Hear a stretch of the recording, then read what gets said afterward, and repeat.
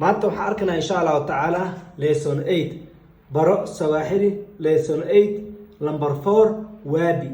Wabi waa weer, waa xakee. Unaenda wabi, xakee u socotaa. Where are you going?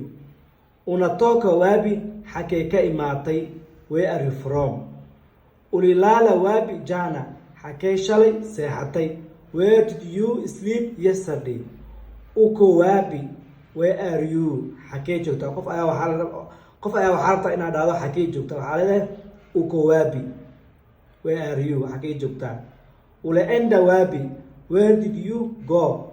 xakee aaday. Umetoka wabi, where are you from? xakee ka imaatay.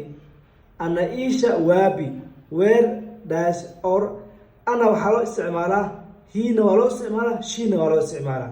marka waxaa leedahay marka where does he live ama where does she live? xagee ku nooshahay?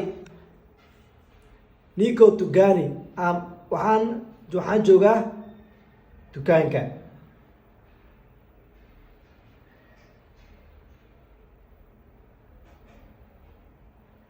Niko tugani means I'm at the store. waxaan joogaa baqaarka. Niko makahawani waxaan joogaa maqaayada. Niko kuweye basi, I'm on the bus. Baska ayaan saaranahay. Ulizaliwa wabi, where were you born? xakee ku dhalatay. Ulizaliwa wabi, xakee ku dhalatay. Where were you born? Unakaa wabi, xakee ku nooshahay. Unakaa wabi, where do you stay? xakee joogtaa. amba xakee ku nooshahay idina waa dhigi kartaa oo la macno.